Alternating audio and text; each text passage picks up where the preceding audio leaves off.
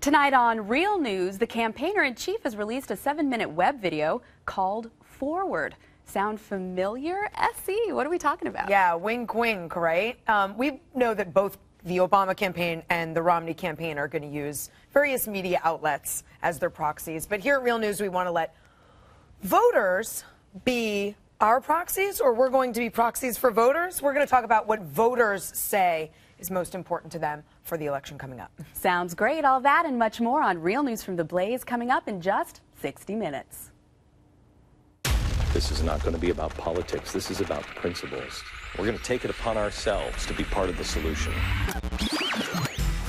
We are going to restore history, restore our honor, restore his idea that character is what matters. Let us not lose this battle because we sat down. This is the Glenn Beck Program. Hello, America, and welcome to the Glenn Beck Program and the network that you are building, GBTV. Tonight we have quite an amazing group of people that I want to introduce you to. We have some real heroes to introduce you to, some people who have risked everything and are losing everything just to tell you the truth. We'll give that to you coming up. In the meantime, I hope you had a fantastic weekend. I mean, seriously, you know, everybody in the media had a great time. Everybody in the White House, oh, they were laughing and laughing. I mean, why not? There's really no better time to disregard everything that's happening in the world than right now. Sure, Reuters is now reporting that our economic outlook is getting a little weaker, but why worry about it? I mean, when NPR reminds us that a slow economy is actually a good thing, and starting tomorrow, Occupy Wall Street and the like are planning a global disruption. They're making preparations to kick off an American spring by attempting to shut down Wall Street, and at least 2 major cities is their goal. Right here. How are they going to do it? They're going to prevent people from getting to work in the cities. The NYPD is bracing for an attempt by Occupy Wall Street protesters to shut down traffic arteries all across the city. It's so grassroots and so spontaneous and so real. I mean, if real would equal a gigantic century-old progressive communist machinery that's now being turned on, and that is what's happening. We've talked about this machine for the last couple of years. I've warned on this program. They're building a machine of some sort, and they're about to turn it on, and you don't want to see them turn it on. They're turning it on now. How this machine would take the perfect storm for progressives, and it would allow them to flip the switch. I believe the switch is being flipped this week. What happens from here, I have no idea. How long does it take? I don't know. But you need to now have a bigger vision than your friends who don't pay much attention, and certainly bigger vision than the media. They still can't see past the halo of Obama and his angelic glow. Take CNN's former White House correspondent and news reporter, Suzanne Malveaux. Look at this.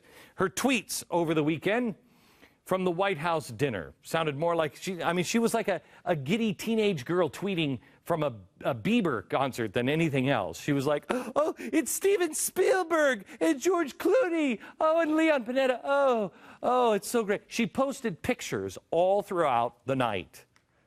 She's like, OMG, here I am with like Obama's friends, and here I am with like the celebrities, and like here's like the menu, and did I mention like I'm dancing like with like celebrities and like Obama's friends? OMG. Good luck getting answers there. Can you imagine any reporter worth their salt doing this? Any? Let me show you the goal and the tactics. The goal of this administration and the progressive movement is right here. Conquer and transform. The tactics are divide and distract. They have to distract while they're building what they're building, make you watch the other hand, watch the other hand. But they also, in order to conquer, must divide. Conquer and transform. And how are they going to do it? Well, I used to say that it was going to be Hungary, but it's not Hungary. It is actually Tahrir Square. And we figured this one out, I did at least. I figured this one out last week when we gave you Rumors of War 3, which is an amazing special. Please share it with your friends. They need another Tahrir Square. They've already done it once. It's now the American Spring. Hundreds of thousands of people in the streets. Now, when I said they were going to do this last year, that they were going to do an American Spring this spring, I remember Bill O'Reilly and everybody, oh, that's crazy, that's crazy. It may sound like a tall task, but it's really not. When you understand what this really was. Tahrir Square, last spring, there were about 300,000 people, protesters, that were filling that square. 300,000. Now, that's less than 1% of Egyptians. That's 0.003% of everybody in Egypt. This really is the 1%. The 99% stayed home in Egypt. Now, does anybody believe that the progressives here in America are going to have trouble getting a measly 0.003% of Americans to hit the streets? Come on. You've got 23 million people unemployed alone. You've got millions in unions like SEIU, not to mention the millions of useful idiots in college. That's why Obama credited and praised the youth in the Arab Spring. This is a college event, including, he praised, the guy who set himself on fire. The college students are the most likely to hit the streets because it's historic, you know. And they're also the most likely to fall for lies and distortions from the White House because they haven't seen the truth ever in their lifetime. To pull this plan off, you have to distract. And that's why, you know, this tradition with the White House Correspondents' Dinner, you'll never guess who started it. Yes, you would. Woodrow Wilson. When they invited everybody to the White House Correspondents' Dinner, the idea is to distract and to bring the media in and make them feel special. And boy, did they ever. They actually rolled out a red carpet. Really? I don't even know who this woman is. There's Eva Longoria. Kim Kardashian was there. Lindsay Lohan. Reese Witherspoon was there. I mean, it was the Oscars. This for the press? If the press becomes celebrities, how do you trust it? Oh, David Axelrod, can I have your autograph? Well, who are you wearing? There is nothing like the president and the institution of the presidency that is supposed to be liberty's safety net, reveling in frivolity. It's grotesque. Past presidents would grin and bear things like this, bear the painful jokes. But Obama had a great time laughing at every single one of the jokes. He was laughing when Kimmel joked about him eating dog. He even joked about it himself this weekend. Even Sarah Palin's getting back into the game. Guest hosting on the Today Show, which reminds me of an old saying. What's the difference between a hockey mom and a pit bull? A pit bull is delicious. Now, he even joked about being born in Hawaii, which is funny to me because the only time I ever hear about him and his birth certificate is when he says it or someone in the administration. And remember, this was all started by the Clinton administration. Most people are not birthers, but he keeps that issue around. Why? To distract and divide. Which brings me to that tactic, divide. A house divided against itself cannot stand. So why is our president so actively dividing us? If we're not there already, we are quickly entering a time where John Edwards may actually be right. There are two Americas. Despite the promise of unity from this president, we are being divided. And here's how we're being divided. We're being divided now. We bring this over here. We're being divided now by, in every category. We're being divided poor versus wealthy, believers versus non-believers, black versus white, women against men, green against flat earthers, you name it. They're dividing us. How is this happening to us? We're allowing these walls to be built. Even not just the believers and the non-believers, but the believers in each of their denominations. This was supposed to be a uniting president. This is a president who is against bullying.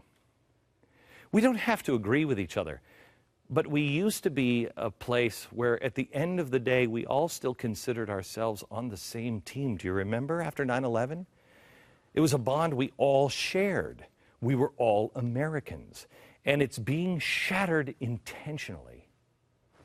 For what?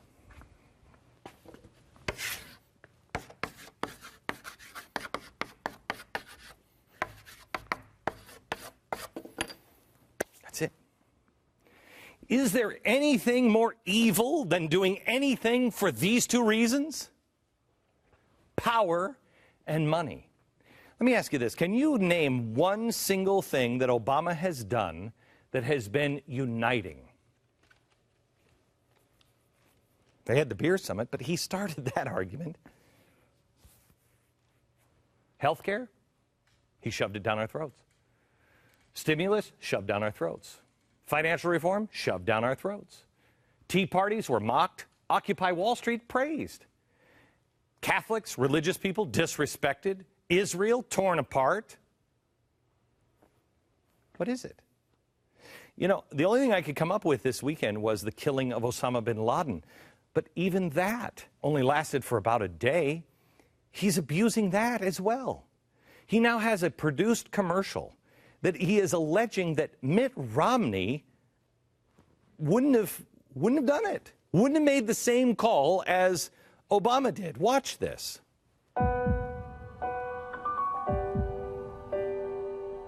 That's one thing George Bush said that was right. The president is the decider-in-chief. Look at this. Nobody can make that decision for you. Look, he knew what would happen. Suppose the Navy SEALs had gone in there and it hadn't been bin Laden. Suppose they'd been captured or killed. The downside would have been horrible for him. But he reasoned, I cannot in good conscience do nothing. He took the harder and the more honorable path, and the one that produced, in my opinion, the best result.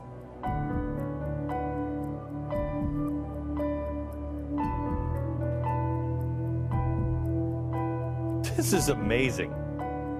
I've never seen anything. It's not worth moving heaven and earth, spending billions of dollars just trying to catch one person. He was referring to the hunt for Osama bin Laden. What did he mean by that? Because it's generated a little controversy, given Osama bin Laden's role in killing, 3,000 Americans on 9/11. He had to decide. And that's what you hire a president to do. You hire the president to make the calls when no one else can do it. You got to be kidding me. I mean, first of all, stop with the dramatics. This is the easiest call in American history. I mean, do we kill Osama bin Laden? Yes, we kill him. We shoot him in the head. We shoot him in the head several times. That's why and this guy had to sleep on it. I don't know. Let me sleep. Come on. But to claim that Mitt Romney wouldn't have done it is ludicrous and despicable. Have you ever seen the Situation Room before? Ever? Outside of a movie, have you ever seen the actual Situation Room? I never have, and I'm in the news business. They're using it for as a political prop. Let me show you a prop here, gang. This is a prop. This is not the real Oval Office. This is a prop. Not the actual Situation Room. Do you know who else finds this disgusting? Ariana Huffington. She says it's despicable. Watch this. I agree with the Romney campaign that using the Osama bin Laden assassination, killing, the great news that we had a year ago, in order to say basically that Obama did it and Romney might not have done it, which is that's the crucial difference to make, which is the message. You think the president is capitalizing on that? Well, I don't think there should be an ad about that. To turn it into a campaign ad is one of the most despicable things you can do. This is Ariana Huffington. Do you remember that photo that George Bush had taken of him, 9/11? This is when he's on Air Force One, and he's on his way to, like, the bomb shelter. Remember this? This photo made the rounds on the internet, and they accused him of using 9/11. He never used it. But that was then. This is now. The left has no problem, apparently, with Obama plastering the war room photo everywhere. In fact, the actual moment, look at Hillary Clinton. And they're not just putting this picture out, they're now joking about bin Laden, a guy who killed thousands of innocent Americans. Watch this from the weekend.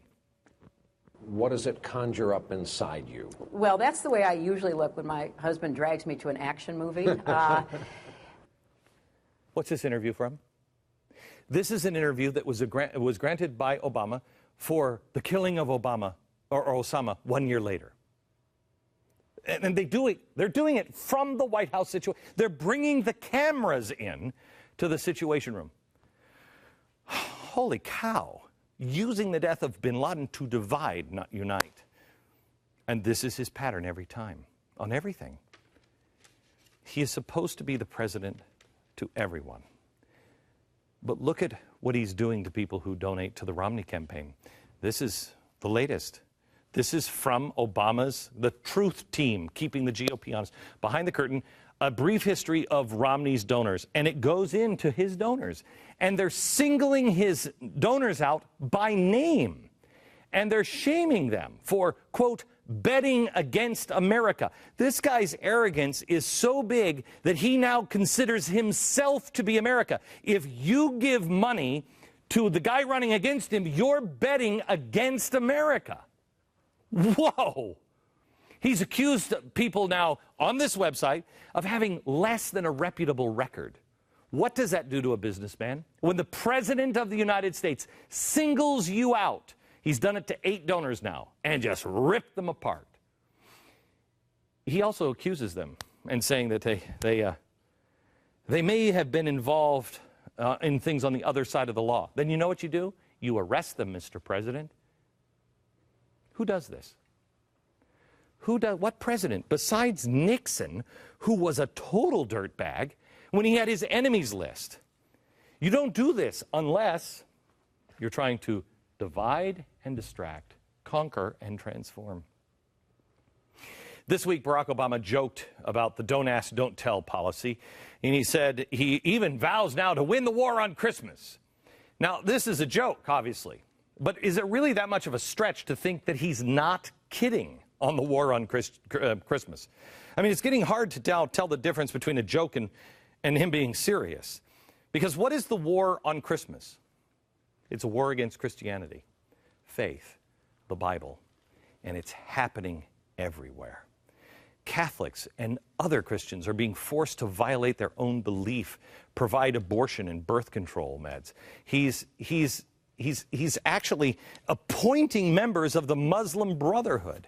The administration also capped charitable giving. Who's that going to affect the most?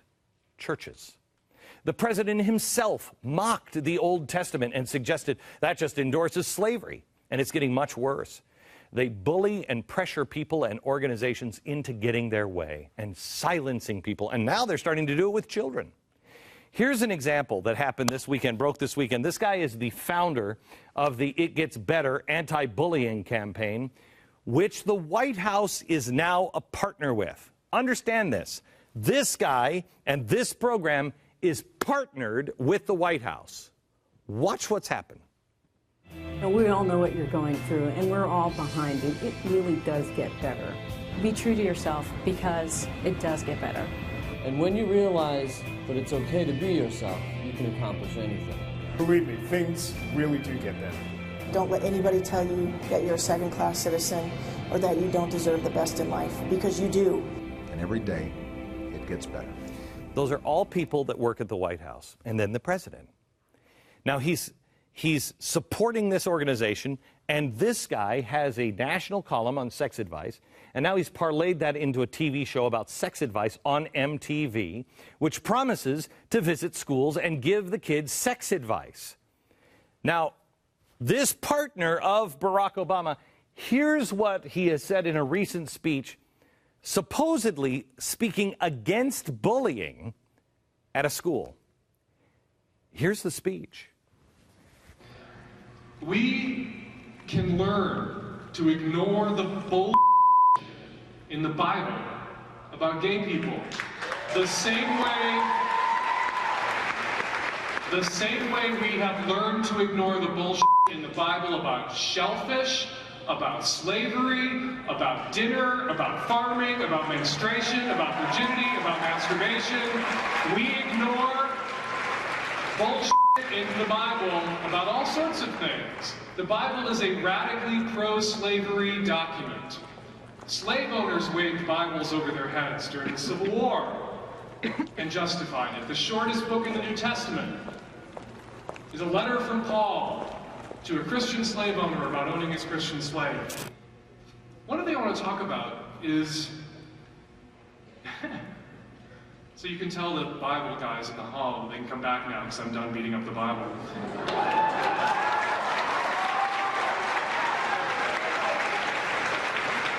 It's funny, as someone who's on the receiving end of beatings that are justified by the Bible, how pansy-ass some people react when you push back.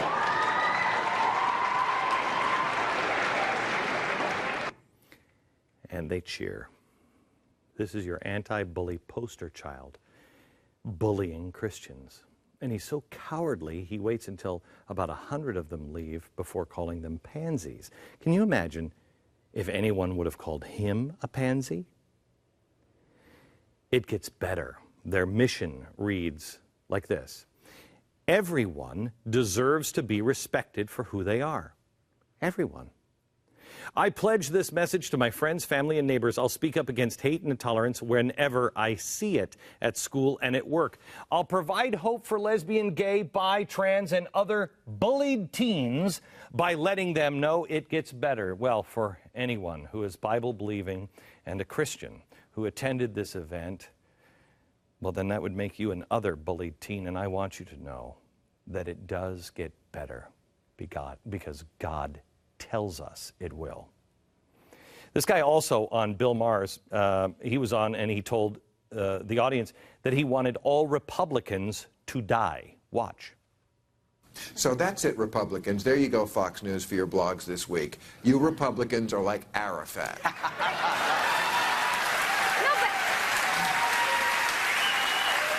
Unfortunately, not exactly like him. I wish they were all Sorry. No, but I think...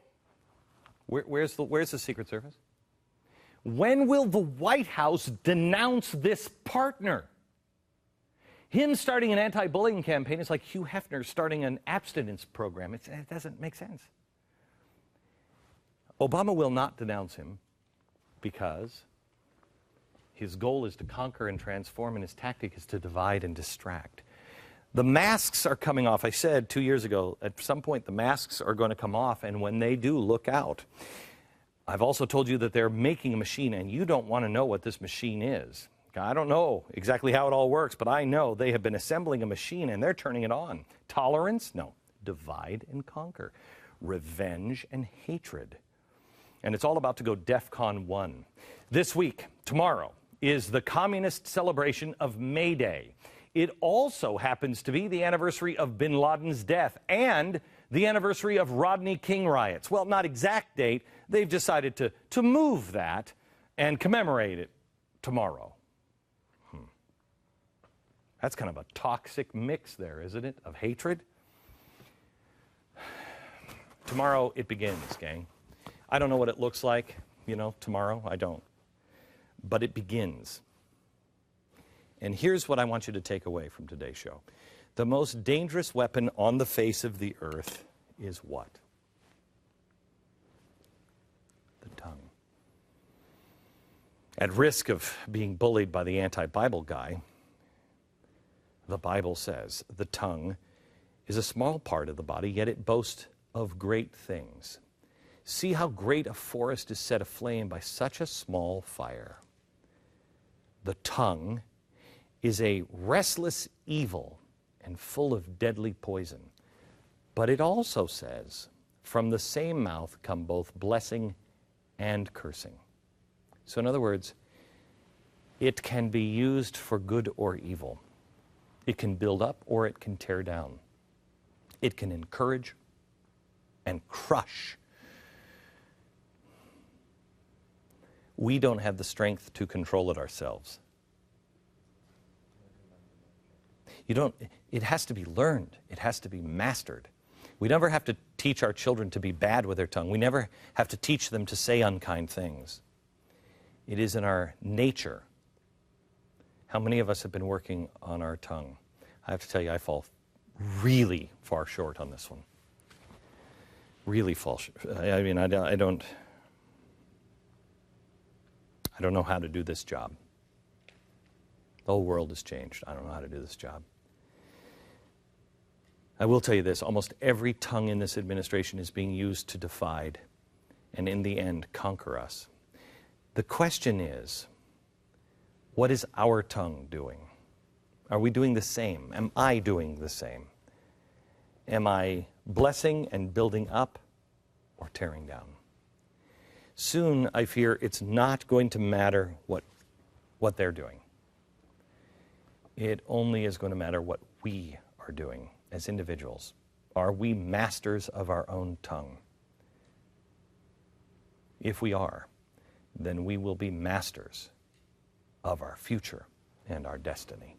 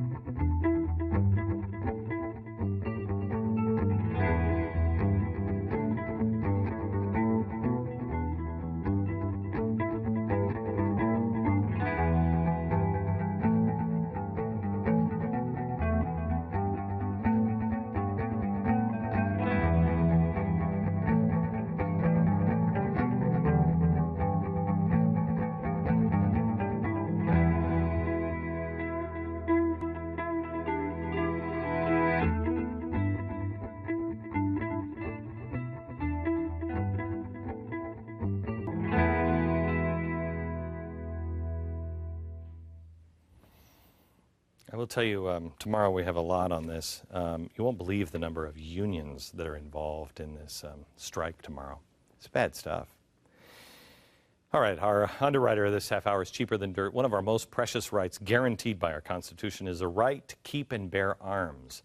And there is nothing more important than being able to protect your family and their safety. Cheaper Than Dirt can help you be safe and responsible. A gun owner. That's the only kind of gun owner you want to be. They have. I was in a gun store on Saturday, and I'm listening to somebody who's trying to buy a gun, and they come back and they said, "I'm sorry, I can't sell you this gun." Well, why not? Gets all uppity. Well, why not? Because your boyfriend was just here and he lives at this same address, you dope. And we turned him down, and we think you're going to buy it and give it to him? There's responsible people out there, and Cheaper Than Dirt are looking for those responsible people to help them protect themselves. They have recommendations on how to get started with your first gun. If you've never owned a firearm, there's never been a better time to start to exercise your Second Amendment rights. Cheaper Than Dirt has a great place to find great advice for the first-time gun owner on their company blog called The Shooter's Log. It's a great place to do your research and ask any question. Visit them at cheaperthandirt.com. If you're a veteran with a 100% service-connected disability and your family has Champ VA, here's some important news. With our Champ VA supplement, your family can have quality health insurance at very little cost. You earn this health benefit. Why buy private insurance or employer's health plans? Champ VA with our supplement gives you complete health coverage. We also offer TRICARE supplements. Call 1-800-899-1900. The TRS Files, True Tax Resolution Stories. Hello, I'm Gary, and I'm not a paid actor. I went from owing $43,000 to the Internal Revenue Service to paying them $1,000. If you owe the IRS over $20,000 or more in back taxes, have unfiled returns, or are under audit, call Tax Resolution Services now, 888-7804-TAX, or visit taxresolution.com/GBTV. Democrats maintain their Senate majority. Harry Reid celebrates. Don't let this happen. You still have the power to take the Senate. Glenn Beck and FreedomWorks for America are committed to mobilizing millions of patriots to fire Harry and take the Senate. We must begin now. Donate $20.12 to TakeTheSenate.com and get this great bumper sticker. Glenn Beck, FreedomWorks, and you, an unstoppable force. But we must have your donation today. Go to TakeTheSenate.com now. You look so beautiful, but you're about to lose everything. You're gonna lose everything.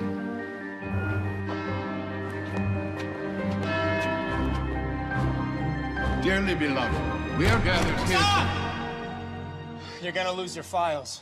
There's no warning when you lose your computer files. That's why you need Carbonite Online Backup. So whatever happens, your files are safe. Try it for free at Carbonite.com. Are you a homeowner 62 or older? Are you looking to access cash from your home or eliminate your monthly mortgage payment? How about both? Then call the number on your screen. With a reverse mortgage, there are no monthly mortgage payments. You will still own your home, and you will have many options on how to receive your cash. Call now. It's time to get all the facts, and Reverse Mortgage Solutions is here to help. Call 855-200-1039. That's 855-200-1039. Coming up on Real News, colleges and universities playing unwitting host to foreign spies. Buck, what's going on our college campuses? A series of press reports have identified what could be serious national security vulnerabilities at U.S. universities, both from the collection side, from foreign nationals, and also possibly just not doing enough to protect secrets. So we're going to take a look at what that means and what should be done to protect against this. All right, that's up next on Real News from the Blaze, right after Glenn at 6 o'clock.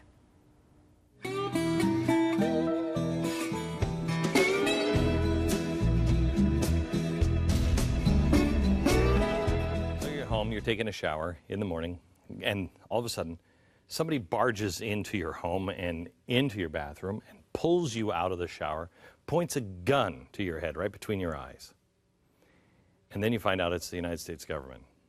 And the reason why they have a gun between your eyes is you're developing a computer tracking system that could streamline information in a cheaper, more secure, and effective way than the system that's currently in place. You know, the one that's unconstitutionally spying on U.S. citizens and collecting and storing all information. That's all being put online. Your system could also have prevented 9/11. This is not a movie plot. It's what happened to 4 individuals desperately trying to bring a program to Congress's attention. And as a result, the government tried to destroy their lives. Their homes were raided at gunpoint. They were under constant surveillance. They were either fired from their jobs or blackballed from future employment. If you don't think the government can get out of control, you have to listen to these people's story. Hi, guys. How are you? Hi, Glenn. I'm going to introduce you first, Diane ROARK. She is the former professional staff member on the House Intelligence Committee. Bill Binney is the former National Security Administration's Senior Technical Director. Kirk Wiebe is former NSA Senior Intelligence Analyst. And Tom Drake is the former NSA Senior Executive. 2010, he was charged with violating the Espionage Act. He could have faced up to 35 years? 35 years. You were the one in the shower. I was not in the shower. I was raided by the FBI, though. What does it feel like to have somebody say 35 years? Well, it's pretty difficult. You know, I was simply upholding the oath to support and defend the Constitution. Okay. So tell me, take me back to the beginning briefly. What happened? How did this spiral out of control? Well, I told the truth to 2 9/11 congressional investigations and a Department of Defense Inspector General audit. And you had as a whistleblower, right? As a whistleblower, don't we have a whistleblower act to protect whistleblowers? We do. What happened? Doesn't have a whole lot of teeth in it in terms of the government deciding to reprise or retaliate against you. So you guys came up with a simpler program that wouldn't have violated the Constitution, wouldn't have stored information that's illegally being collected on all of us, right? Would have absolutely adhered to the Fourth Amendment. But it also you went back and you ran this program to see if you would have found any clues on 9/11. Is that right? When several of the colleagues retired in October 2001, I became the executive program manager on Thin Thread. And we actually did an evaluation of what NSA had in its main databases. We found critical information, actionable intelligence, prior to 9/11 that had never been discovered before, as well as actual intelligence after 9/11. Okay, so tell me what happened next. They shut the program down, is the short story. Okay, but is that where you two met? How did you, how the four of you come together? Well, I was the congressional, what they call monitor for National Security Agency on the House Intelligence Committee. And I met these gentlemen in the course of my investigations. And of course, we have oversight over their what they're doing, whether they're doing things legally as well as over their budget. And Tom came to me at one point after I made a speech, and I had been in briefings with him prior to that, and he came and talked to me about some things that needed to be done at NSA, and I had also talked to Kirk and Bill. So when this came out, you went to Congress, you told them, and then the government turned on you. What's your story? What happened to you two? Well, I guess as the technical director there, I was kind of in charge of figuring out ways of doing things that would solve the problems around the world. So the biggest problem I saw was the volume and massive communications that were coming in the web and around the world. So that was my focus. How can you deal with that kind of data in such a way to be able to look into it without actually having to look at it? You have a gun pointed to your head? Yes, I did, yeah. You were in the shower? I was in the shower, yes. What was that like when the United States government... Well, he didn't have his finger in the trigger, so I wasn't too worried. So, okay, great. But, you know, you don't expect that to happen, okay? Okay. It's not... This is not East Germany. Right. Now, you guys are concerned because it's gotten... I mean, that to me sounds out of control. Yeah. But now you're saying this is much worse. It is absolutely much worse. What's happening now? Well, if you look at Utah, you have to ask the question, what is that huge facility for? The one that would fit 5 U.S. capitals in. And when we look at it from our backgrounds and expertise, it's to collect an awful lot of information about people. What are they collecting? Do you have any idea? What are they collecting here? I'm pretty sure they're collecting what's going across the internet and what's going across the public switch telephone network, your telephone calls, emails. Probably a lot more, though. Probably even your financial records and building relationships and making social communities for everybody. Some people will say, well, I don't write anything in my emails that I'm ashamed of. Help me out on that. Well, it's not just that. It's looking at the communities you're working with. And as long as you don't say anything that's upsetting them, I think you're fine. But if you cross the line and say something that they don't particularly care to have said about them, then you can become a target, and they could start really spying on you, going into all the data that they've stored about you that they're collecting over time. I have seen, I've seen several people that have had their lives destroyed. Now, you guys are 4 more. Yeah. And had their lives absolutely destroyed. And the connections will, all of a sudden, if they get smeared, like what he's doing now to Mitt Romney, they get smeared. Now, all of a sudden, the bank's not going to do business with you because the bank is getting pressure to stop doing business. Right. Is this the kind of connections that you're talking about? Yes, that would be mapped out in your social network. Right, and they could then target them to put pressure on you, yeah. Remember, all this is being done in secret. Right. You have no choice as to what they're collecting or what they're collecting about you. So imagine your entire life being peeled aside on a daily basis. And that information, all those digital transactions, electronic transactions being stored about you. What kind of profile could you create? For me, I understand this. Yeah. But most people, again, I really think will say, there you go, conspiracy corner again. It's the United States. Most people believe it or not, still trust the United States of America. They still trust that it's not going to go nefarious. They're not going to do it. When we come back, I'd like you guys to make the most compelling case, each of you, to the American people of why they should care about this, why they should care that you guys have been blackballed or held at gunpoint or faced prison time for telling the truth, why people should care about that data collection center in Utah, and then why they should care about any kind of data being collected on them. And then one last thing, and maybe you can help us on this. What do they do? What do they do? You almost, all of you. What does the average person do? We'll do that when we come back.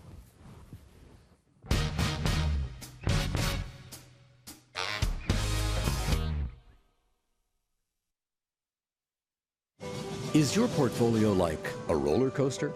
Up 1 minute, down the next? You're not alone. Take control of your portfolio with a diversification strategy that includes gold. Learn how to acquire gold today from Goldline, the industry leader. Goldline has helped people acquire billions of dollars worth of gold for the past 50 years. Not paper gold, but physical gold. Many Americans are turning to gold to help get their portfolio back on track. Now is the time to make a long-term investment with gold. Goldline account executives are here to help you learn how easy it is to buy and sell gold. Use your credit card, same price as cash, and have your gold shipped free to your door. Call Goldline today for your free investor kit and Precious Metals Insider newsletter. Call today and find out why you should own gold. Like you, I would do anything to protect my family. That's why I have food insurance, the emergency food supply that guarantees my family's most basic needs, safe and nutritious food. These high-quality freeze-dried meals last up to 25 years and are compact, affordable, and delicious. Start with a 2-week supply or plan for several months, whatever's right for you. Provide security for your family. Order food insurance today. Tatler reusable canning lids, family owned since 1976. That's right, Tatler reusable canning lids. Yes, reusable with a lifetime guarantee. Made in America, BPA free. Tatler reusable canning lids, because those who can do. Get rid of the disposable lid. Go to reusablecanninglids.com. Tatler reusable canning lids. If you're a veteran with a 100% service-connected disability and your family has Champ VA, here's some important news. With our Champ VA supplement, your family can have quality health insurance at very little cost. You earn this health benefit. Why buy private insurance or employers' health plans? Champ VA with our supplement gives you complete health coverage. We also offer TRICARE supplements.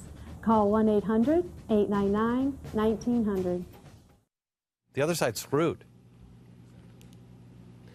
We're sitting here talking about how close we are to a turnkey totalitarian state, Weimar Republic. Yes. Explain. Well, I guess the point is that totalitarian states have always needed to control their populations, and in order to do that, they have to assemble information about them, like the KGB or the Stasi or the SS and Gestapo could never have dreamt of having the capabilities of monitoring the people that our government currently has and is doing. By by collecting all that information and data, they can see what they're working on, who they're working with, and they can even read the material and see what they're doing. And you were saying, Diane, that what we were talking about with the donors, that what they're doing is there's nothing in these guys' background per se that's wrong or illegal. They're just using this information to smear and to pressure, right? Yes, and that's only a tiny piece of the information that could be collected. Almost everything about you can be collected, because they've admitted that all the government agency data is free game. Now business data is free game. They can make businesses turn that over secretly and not even be able to tell their customers that it's been turned over. When you talk about putting all your data in the cloud, they can do it without even asking anybody. Financial information. everything. Doing all this in secret. You are, I mean, I assume we all are, main concern is the Constitution. That's your main, you know, this is, and why is that? Because a national security state is anathema to our form of government, and something has to give, and what's giving are freedoms and liberties. It's that simple. What does that mean? Well, if, you know, what are you going to have left to defend? You're going to give up all, you know, perfect security means you give up all your liberties? I mean, that's kind of the logical conclusion here. What does, if, because Mitt Romney has Michael Hayden. Who wants to talk about Michael Hayden? I mean, Michael Hayden's right in this ballpark, is he not? He's a central character in the history of 9/11. He entered into a pact with the White House to bypass the Constitution. He presided over one of the largest intelligence failures in the history of the United States and got promoted. And he's the guy who is a Mitt Romney advisor? He's the counterintelligence, he's the counterterrorism and intelligence advisor, the chief advisor. So he's down with this kind of a program, we think. Yes. Well, Tenet, George Bush, and Dick Cheney were the central figures who started this program. Is George Bush and Dick Cheney, are they just as bad as Obama? Is Obama worse? Have we gotten, is this a faster road? Is this just the same? Actually, Obama has significantly expanded the secrecy regime. In fact, I've spoken with some Bush officials, former Bush officials, and they were saying like, whoa, we never could have gotten away with that during our time in office. Okay. So do you think that Hayden will move Romney back to the Bush era or even further? Do we have any idea? I mean, I know that's still the wrong direction, but I mean, what I'm trying to ask you is what does this country look like in 2 years from now if we don't get off this course? 5 years from now? Actually, since we didn't give them any capability to do automated processing and analysis and discovery in large databases, we didn't give them that. So they're still doing things pretty much by hand. So there's a limited amount they could do, even if they had 1,000 or 2 people doing it. They could still only do so much. But wait a minute, you're telling me that huge warehouse in Utah is still being, it has to be sorted through by hand? Yes, they interrogate it directly by hand by specific targets. They would throw a target specifically in there, pull data back, and look at that target. But the more information you have, the more you can ask about individuals. Right. That's the real... Oh, I believe me, without getting into any details, we have had somebody approach us and say, you know, with GBTV, you know what you could do? You could ask people to work with, you know, on getting the vote out, and you can use this new algorithm to go out and map who's a conservative, who's a Christian that lives all around you. I said, how the hell do you do that? How do you do that? All the data that's out there legally, with like 90%, 99% accuracy can say, this person's most likely a conservative, what kind of conservative they are, and a Christian. That makes it awfully easy to do anything nefarious. It is extraordinarily seductive to have access to that kind of information in secret. It's just too tempting. I would also warn that they are working on means and methods of doing automated analysis of these large databases. The latest was the Big Data Initiative that came out of the White House. They're talking about trying to get programs that will go through massive data and figure out things and tell them what is knowledge inside that massive data. So that then puts everybody in jeopardy at one time once that starts. Who could walk through this? Kirk can do that, yeah. Yes. This is an illustration of what an authority can do if they want to know what somebody does. And in this particular example, Glenn, we have a fictitious Bob that we're tracking through a day of activities. Now, this is legal? No, well, this is not legal. Is this what we're doing? Yes. This is what we're trying to get to. We meaning NSA, the government. The Constitution is inconvenient here. Right. It's important as background to know that there was a recent Supreme Court case in which the Supreme Court ruled that the FBI could not attach a GPS tracking device to an automobile and persistently track someone. Okay. But behind this information is essentially the same capability. Let me explain. In this particular instance, Bob turns his computer on at 6:37 in the morning on this particular day, December 12th. When that happens, his computer's allocated an IP address. The IP provider, the services, internet service provider that provides his connectivity has a record of that. And there's a timestamp. And there's a location associated, an address, a person with an address. Exactly. Location. At 8:17, Bob makes a cell call to a colleague on the way to work. GPS again. Cells have locational information. All right. 8:47, Bob passes through a traffic camera. There's a date and a timestamp and a place where that camera is. 9:08 a.m., Bob's toll transponder is used. That's Easy Pass, Smart Tag. He passes through that on the entrance to the toll road. Again, time, date, location. 9:24, Bob's toll transporter transponder again is used to calculate his location upon exit. Okay, so what is if you get all of these things because it sees, you know, you're making a bank deposit, you're purchasing lunch, it's watching you, but what is this in the end? What does this mean to the government? What does this mean? Why is this so valuable? This is more powerful than if the government were to assign a special agent to track you. Why? Because it has insight into what you do at home, where it's hard for an agent to go, at work, inside your computer, what messages you're sending. What are you thinking about something? Can they track what you're typing?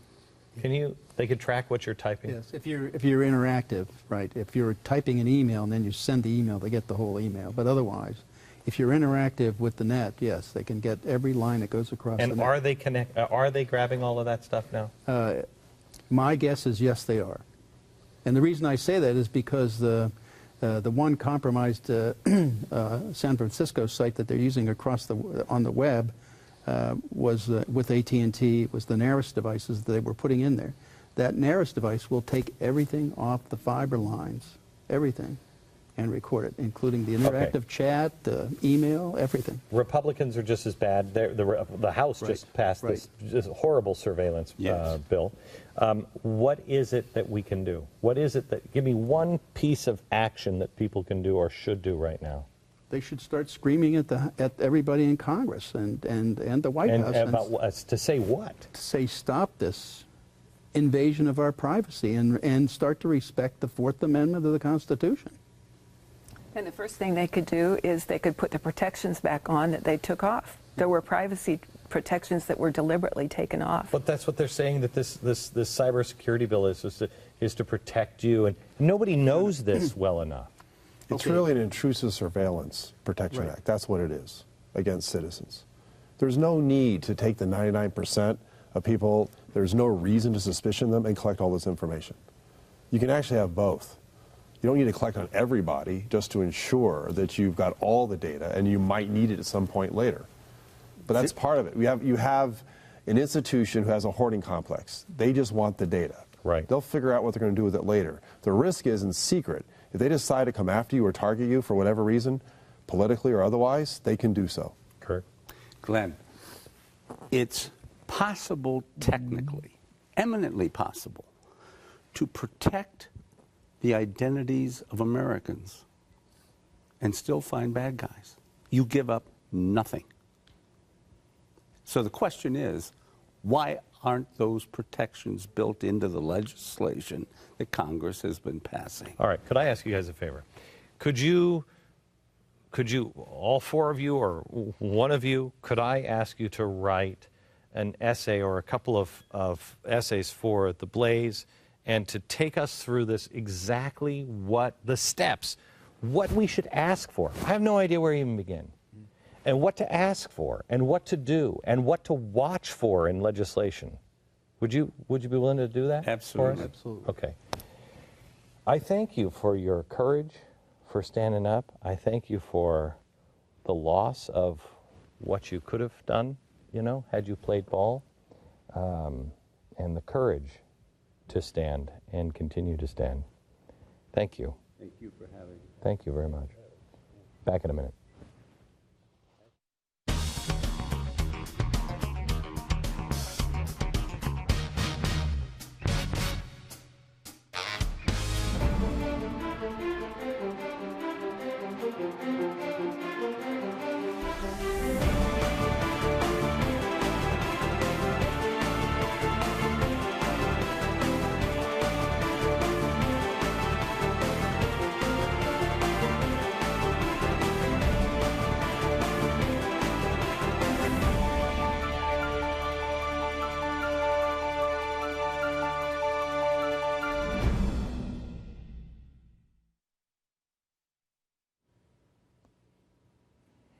Regardless of what this White House will tell you, the economy still sucks. And if you've fallen victim to it or you're behind in your taxes, don't ignore it. Call Tax Resolution Services. They help people get out of disastrous IRS problems every single day. Bob is a viewer of ours, and he wrote to Tax Resolution, says, I can't thank Tax Resolution enough for the caring and professionalism in handling the crisis for us. He was in a real bad way. He's a vet and got way behind and way out and didn't know what to do. TaxResolution.com, the company that I would recommend to you wholeheartedly. Get help today with the IRS by calling 1-800-IRS-PROBLEMS. Do not deal with them alone. 1-866-IRS-PROBLEMS or go to TaxResolution.com. Bringing a firearm into your home is one of the most important decisions you can make. If you are considering gun ownership, CheaperThanDirt.com is here to help you make a responsible and informed choice. We understand it is a personal decision how you choose to protect your family. We offer thousands of choices of firearms, ammunition, and accessories to suit your individual needs. Be responsible, be proactive, and exercise your Second Amendment right. Find us online at CheaperThanDirt.com. That's CheaperThanDirt.com. Okay, so has anybody actually started saving for college yet? Oh, not me. No, you got time. Oh, no, we actually started. You have? Really? Mm-hmm. Sure. We figure you start saving a little now, or you'll borrow a lot later on. Yeah, but how did you even know where to start? Oh, I found out about the Gerber Life College Plan. Call now for free information on the Gerber Life College Plan. It's easy. It's pretty much worry-free. Well, how could it be worry-free? What if something happens with the stock market? No matter what happens, we get guaranteed safe growth. So when she's ready for college, the money will be there. And it doesn't take a lot of money to get started. For as little as $10 a week, you can start saving for college and get guaranteed growth. Just call now. Oh, it's a life insurance policy, too. Oh, that's different. And if she decides not to go to college, there's no penalty, so she can use the money for anything. We've got to get started. Yes, we do, because you're going to college. Call 1-800-892-3073 for your free information. That's 1-800-892-3073. Stop switching back and forth between drill bits and driver heads. Bo Ryle's here for the halftime drill driver, the innovative new way to drill, flip, and drive in only 5 seconds. You'll never have to change a bit in the middle of a job again. And you can go from drilling to driving, Phillips to flat, any combination for any task. The breakthrough, our patent-pending swivel head that flips and locks, giving you precision performance from drilling to driving in seconds. You get the halftime drill driver for only $19.95. I'll even include 4 Phillips heads, 4 flat, and 4 drill bits, no charge. Call now and receive this durable carry case free. Call or click right this minute and get a second complete set free. Just pay separate processing and handling. You get it all for the low, low price of just $19.95. To order halftime drill driver for $19.95 plus processing and handling, call 1-800-651-0874 or log on to gethalftime.com. I have to tell you, America, these 4 people that you just met are American heroes. And people are risking their life and their lives, their fortunes, and their sacred honor to tell you the truth. We have to act upon it in in a decent American way. Stand for the truth. Tomorrow's May 1st. Keep your eye on what's happening. Occupy Wall Street's May Day protest, anniversary of the Rodney King beating. This is the week that bin Laden was killed. For every action, there's an equal and opposite reaction. Tomorrow, May 1st, the plans. From Dallas, good night, America. Breaking news tonight. We've got real news. Chris just in. Real news from The Blaze.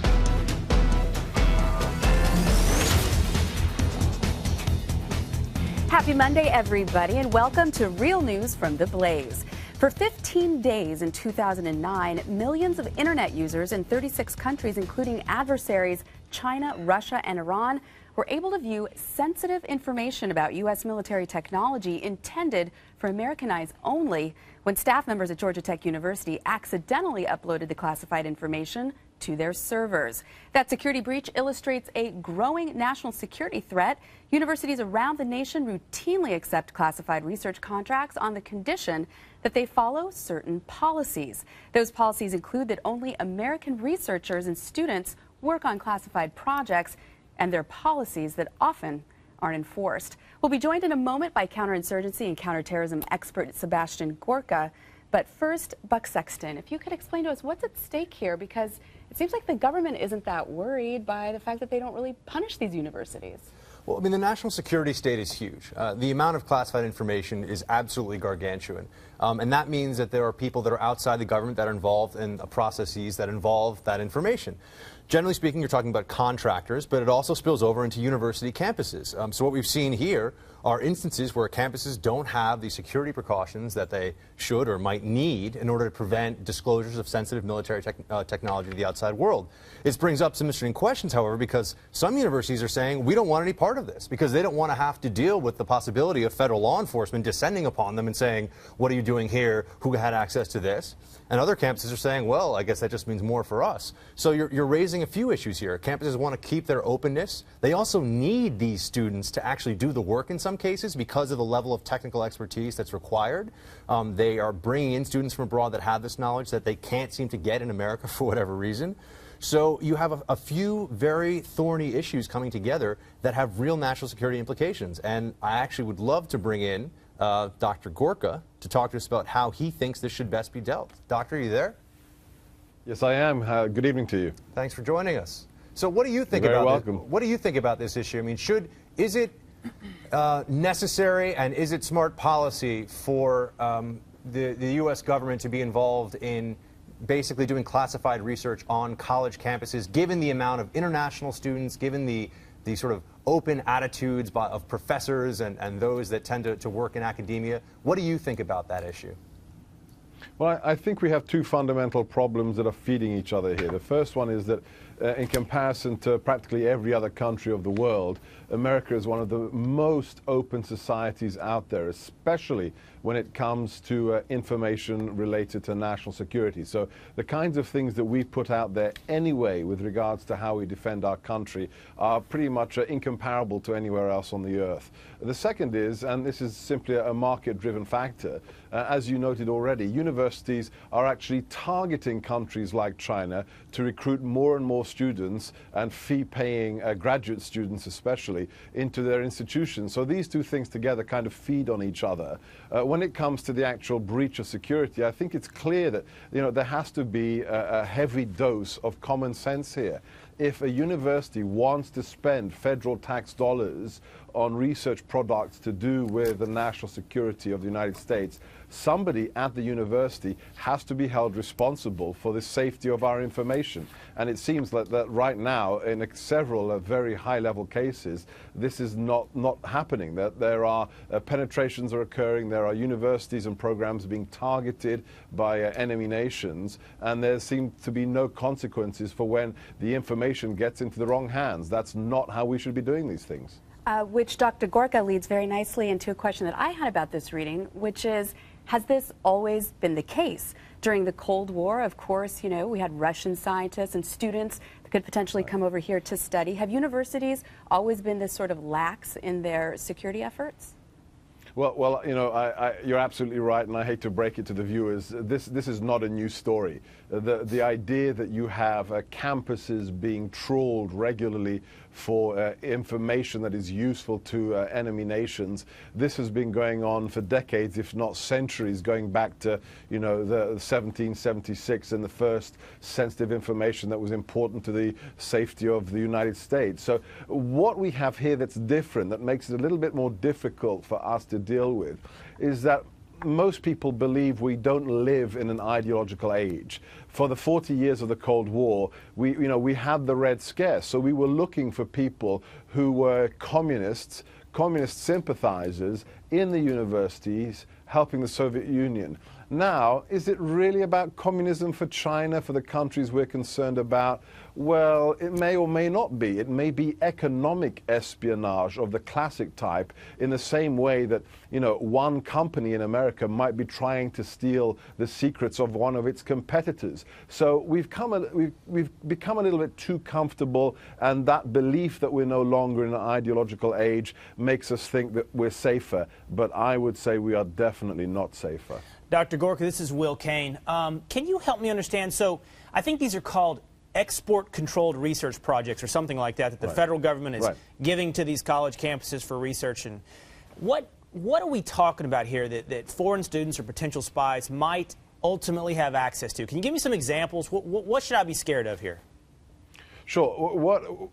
The United States has certain countries that it favors in terms of economic cooperation and access to information, and certain countries who are on a list of those that are, how shall I say it, less favored than others, or potentially could be exploiting information in ways that undermine this country. So when there are export controls against a certain nation, that means that projects related to that sensitive type of information should not involve foreign nationals, even if they are accredited students of a given university. It's not the same as exactly being involved in top secret projects, but it means we have certain sensitivities. However, as is clear from the press reports, some universities are flagrantly ignoring the requirements to uphold those export sensitivities and are saying, we can't have just Americans working on these projects. We need to have foreigners, and as a result, we're going to ignore them. Those universities should be held responsible. Thanks, Sebastian. Thanks very much for joining us. You're very welcome, anytime. So let's throw the conversation, I guess, out to the table. Something that leapt out at me, Buck, was the fact that the government isn't more actively involved in screening who the students are who are working on these projects, or even punishing the university. Well, they have vast duties just with trying to get security clearances for U.S. citizens. I mean, there's a backlog of that. That takes months and months of time.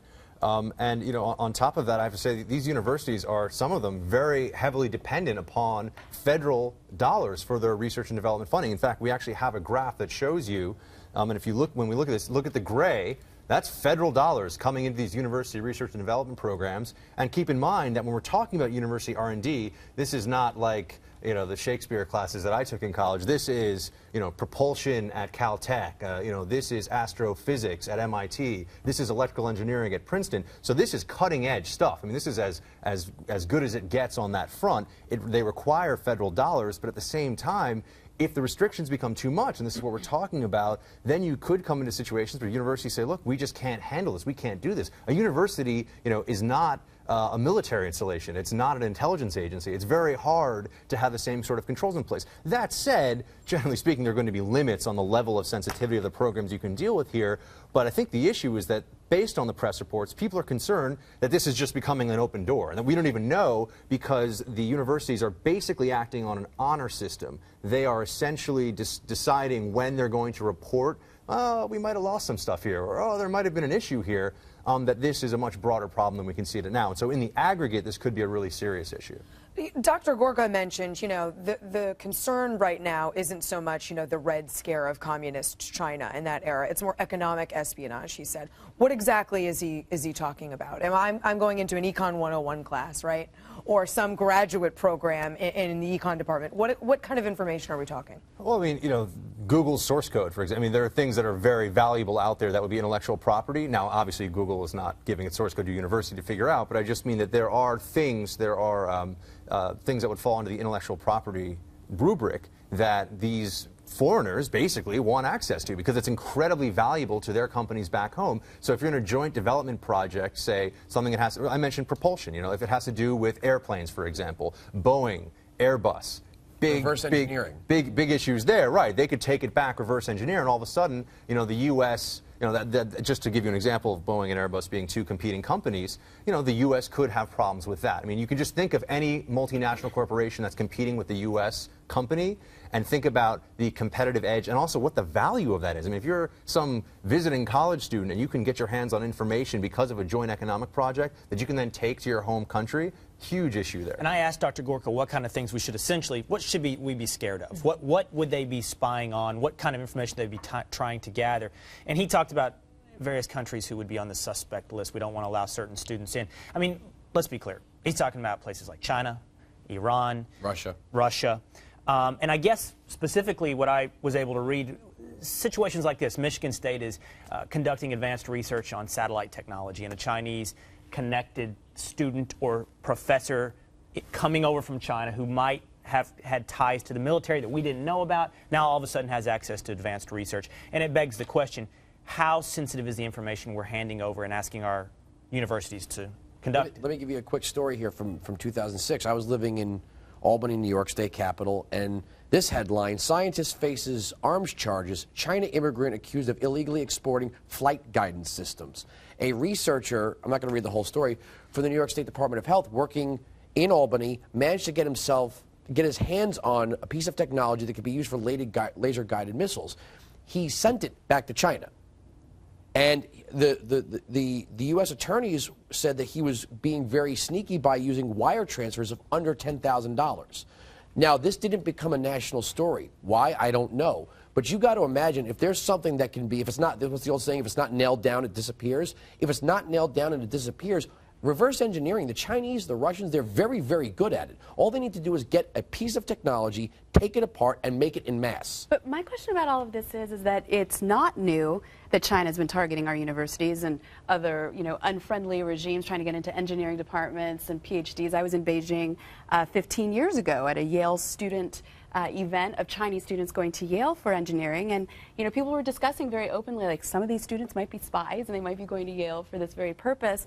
Why is it that the universities seem to be so blasé about it? Are they saying this really isn't our problem, it's the government's problem? Well, in fairness, some of them aren't blasé, but I think also now you have a time in which, you know, if you have a thumb drive, I mean, you can download gigabits worth of data and send it to the home country. It's just the scale of this has increased tremendously. You're not talking about maybe smuggling some documents out of the U.S. I mean, you can take years of R&D very easily because of the digitalization of technology and take that back to a home country for a competitive advantage for any company. And of course, there's also the military R&D angle, which is even more concerning. So, you know, this is something that people should be looking at. Not all universities aren't taking it seriously, but I think some of them are going to continue to sort of hold the line and say, we're going to do as we please on this. Oh, goodness. Well, when we come back, as the presidential election kicks into gear, it's apparent we're going to get a lot of spin from both campaigns. While voters, they need to demand specific answers, and we'll give you the questions coming up next.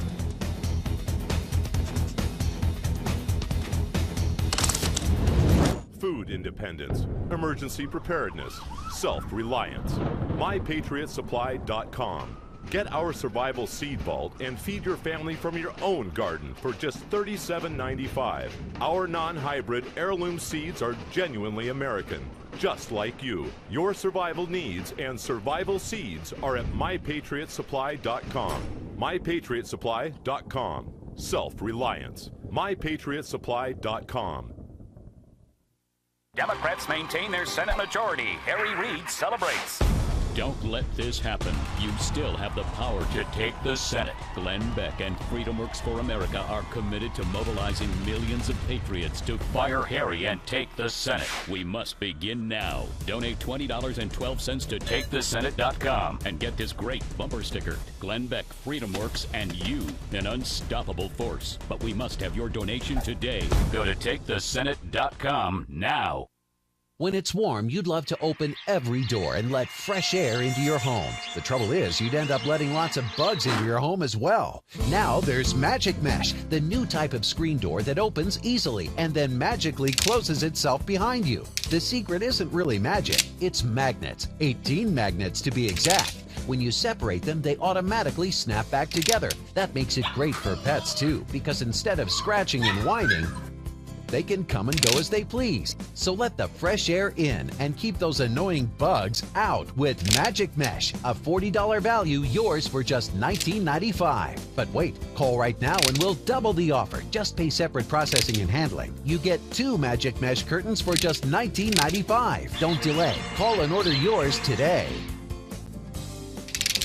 To order Magic Mesh for $19.95 plus processing and handling, call 1-800-572-9265 or log on to buymagicmesh.com.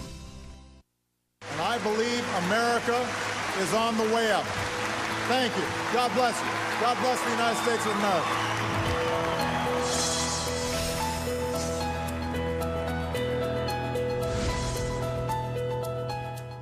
Forward. So you just watched the last few seconds of the new White House campaign video.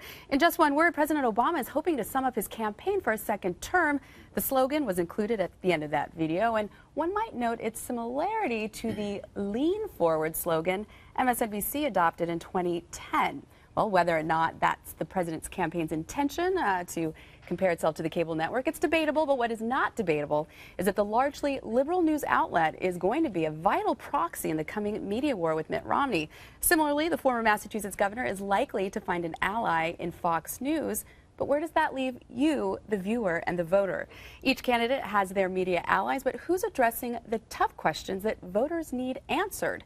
In an effort to fill that void, we here at Real News would like to lay out some of the campaign's most pressing questions without the political spin that seems to be muddying the waters. So, Essie, lead us off here. What should we care about in 2012? Well, look, our viewers are savvy, right? They're savvy news consumers, and they're savvy about politics, and so they know, I don't have to explain, that, you know, MSNBC is going to be asking certain questions to make Obama look good. Fox News is going to be asking certain questions to make Mitt Romney look good. As you said, where does that leave the voter?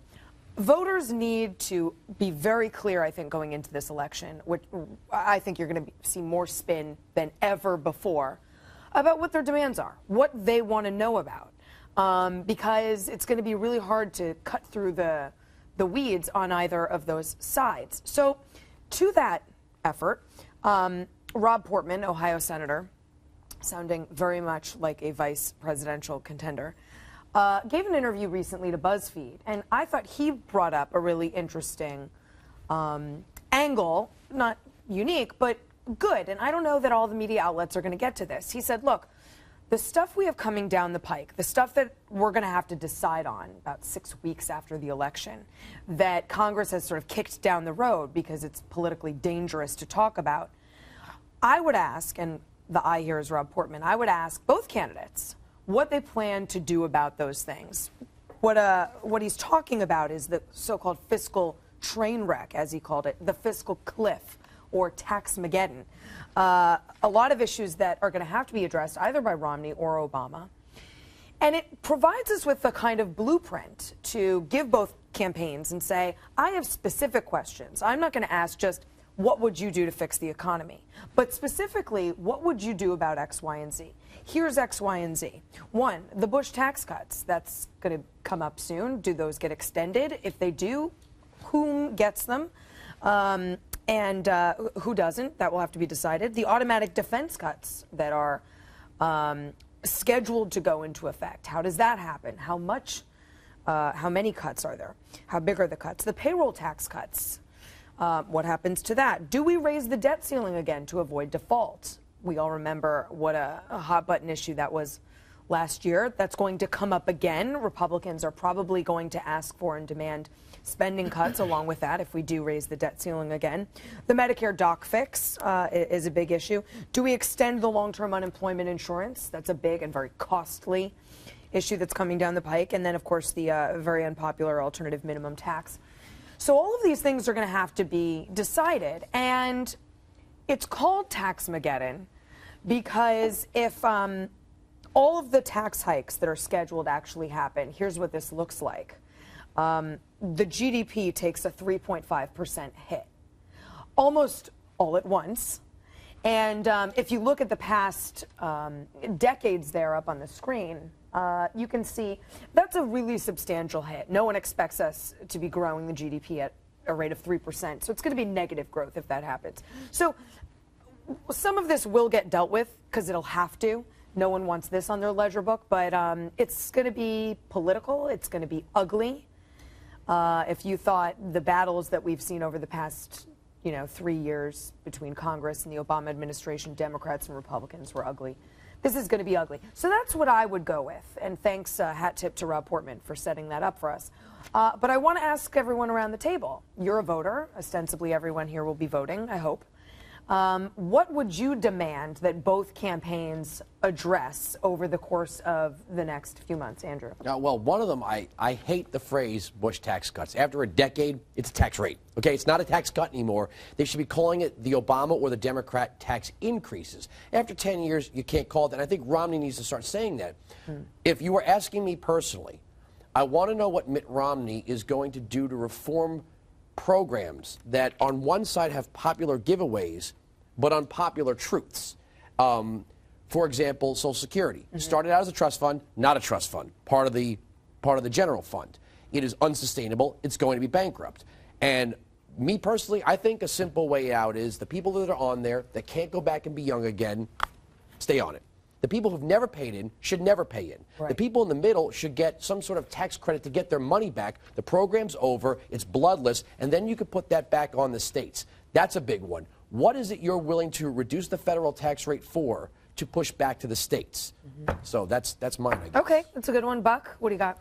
I'd love to hear at least a blueprint for what I guess would be the Romney Doctrine. What does he view our role in the rest of the world? Especially because I think that we have two wars that, well, one is essentially ended, although there's still a U.S. presence, and another is drawing down in a couple of years. I think it's important to see where he views differences between his own foreign policy and what the Obama administration has done, if he's going to embrace a kind of interventionist foreign policy or not, if he's willing to sort of say to people that sometimes these are not our problems, we should not be spending U.S. blood and treasure on these issues, and articulate the principles as to why. Because otherwise it seems like we have essentially two parties that are largely guided by day-to-day politics in their international relations and national security decisions. I think that's definitely been the case with the Obama administration, particularly of late.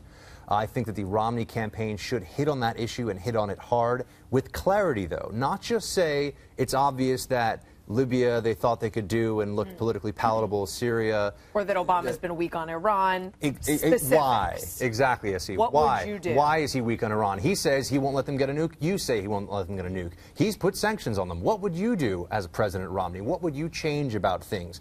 If it's just going to be discussions about tone, I think that's not going to get him far enough. I want to hear the substance, and that means articulating the guiding principles for U.S. foreign policy. And I think that as a conservative, especially because he's trying to run as a conservative, that means saying that U.S. interests actually come first, and everyone else's problems are not necessarily ours to solve. Okay. Well, people have been trying to, I think, pin down the Obama doctrine for years, and it's been difficult to do. And I think maybe if the media had been a little bit more aggressive in asking what the Obama doctrine was going to look like before we elected him, maybe some of this might not be as surprising to, I think, a lot of people on the left. They didn't ask him any questions. I think there's sort of some foreign policy triangulation that this administration is involved in. Certain things are popular. The more heavy-handed CT measures are popular. Therefore, despite the fact that candidate Obama just thought that these were horrible injustices, he's like, oh, these are great.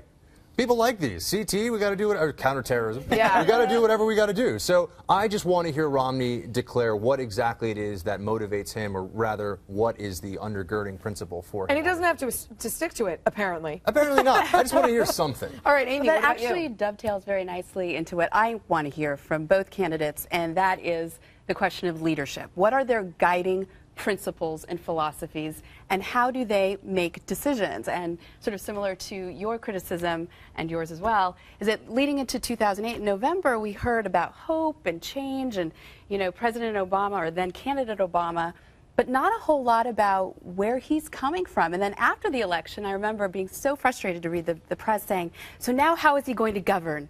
what do we have in this mystery box? But if you ask those questions, you got called a racist. Absolutely. If you look at some of the things that he stood for, old videos and interviews of his, you were demonized big time. If you dared to say, well, wait a second, that sounds a little socialist to me. You couldn't ask about his church. Yeah. You couldn't ask about his family. His upbringing. You couldn't ask where he came from. You couldn't ask about his schooling. You couldn't ask about his grades. I mean, it was a whole list of taboo topics. Right. It's two autobiographies. Anyway, sorry. Before he's 40. And then he declares all that information. You can't even talk about the dogs anymore. Right, I agree. And so, you know, the upshot is I have here a quote that I pulled a couple months ago, actually, from New York Magazine by a Democrat talking to New York Magazine back in November of 2009, saying, I have no idea what they believe, they being the White House. I know what their governing strategy seems to be. Don't worry, the big guy will make it all right in the end. That's what a Democrat is saying about the White House in terms of guiding principles and strategies. So I'd want to hear very specifically, and also from Mitt Romney as well. Sure. That's a good one. What about you, Will? Because I don't think the government can compel economic growth, and because I don't think the government can compel job growth, they can only set the conditions for both. I want to talk about tax policy, and I want to talk about it in three ways.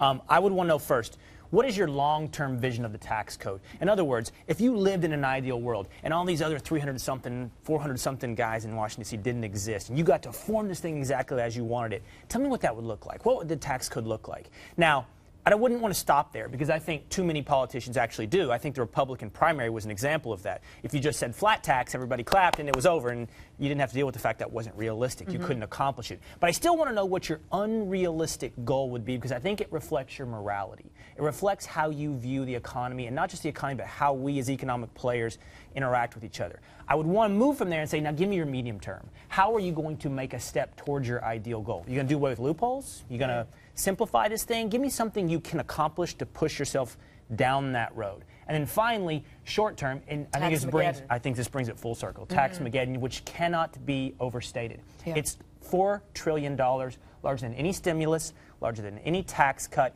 And let's not forget, this is all going to come down in 2 months because Congress has promised not to deal with this until after the election. Do you really think in those 2 months, November, December, this massive tax-mageddon is going to be dealt with? It's going to be so nasty. Ugly. It's a metaphor for the entire U.S. government now, isn't it? I mean, they just don't want to deal with things until after they've made sure that they can try to keep their seats, whatever the case may be. How do you get past the whole, if you ask President Obama what his tax belief is, he's going to give you fairness. He's going to, you've already seen that. So what I would say is this, Andrew, you're exactly right. He's laid his cards on the table. So give me specifics now. But who's going to ask that? Who's going to say to the president, we are. What does this actually mean? What would the ideal tax code look like to you, President Obama? Would it be an 80% top marginal tax rate, 90? If nothing mattered, he's votes never going to in answer opposition that. didn't Never matter, going to answer that. How about a millionaire's tax? We're living in an ideal world tax that starts at $1 million for one? I just think that would be, well, and the truth in corporate advertising. tax rate. I mean, everyone left, right, and center agrees we need to lower the corporate tax rate. Well, tell me why. Why do you think we need to lower that rate but not others? Tell me exactly how that works. It took a tsunami to get Japan to lower theirs. Can't we just lower it? Let me say one last thing as we go, because Amy brought up leadership, and I think sometimes we overemphasize legislation and policy, and the truth is presidencies are defined by the unexpected, which is only can be reflected in a man's character and his leadership ability. And I don't know how you find that out. I don't know. Well, we can look at, I think, decision-making process as well, because we've learned from President Obama that he isn't quite as collaborative as I think he billed himself. For example, not speaking to the Senate Minority Leader for 18 months before his first meeting. But anyway, those are my little axes that I'm grinding. Today's top 3 stories, as determined by you, they're up next.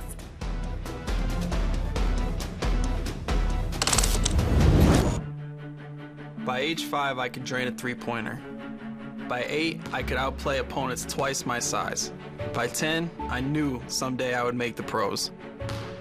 Focus, dedication, determination. These are the things that have prepared me for today. But for what tomorrow might bring, I prepared with Food Insurance Emergency Food Supply. It gives me the confidence to face any opposition. Order today at foodinsurance.com. Listen up, America! The price of life insurance has gone down 60% over the last 15 years. Many Americans know they need it, and some that have life insurance know they don't have enough. How would your family get by without you? How are you planning for the uncertainties of life? guarantee your family $200, $400, $500, $750,000 or more with a term life insurance policy that costs up to 3 times less than other competitors. For example, a healthy 40-year-old man can get a $250,000 term life insurance policy for $16 a month. Don't spend more than you have to on term life insurance. Find out how easy it is to protect the ones you love. The quote is free and there are no obligations. Listen up, America. Call now. Call 800-488-5317. That's 800-488-5317. Inspired by our founders' principles. Made for the people, by the people, right here in America. 1791 is putting single mothers back to work in an effort to rebuild. With all profits going to charity, it starts with one person, one community, one company making a difference. 1791, the original blueprint. It's time to wear your heart on your sleeve.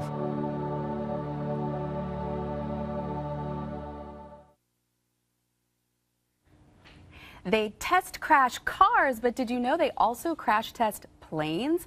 TheBlaze.com has the video, but is it part of tonight's top 3 stories? For that answer, we turn once more to the site's editor-in-chief, Scott Baker. Hey, Scott.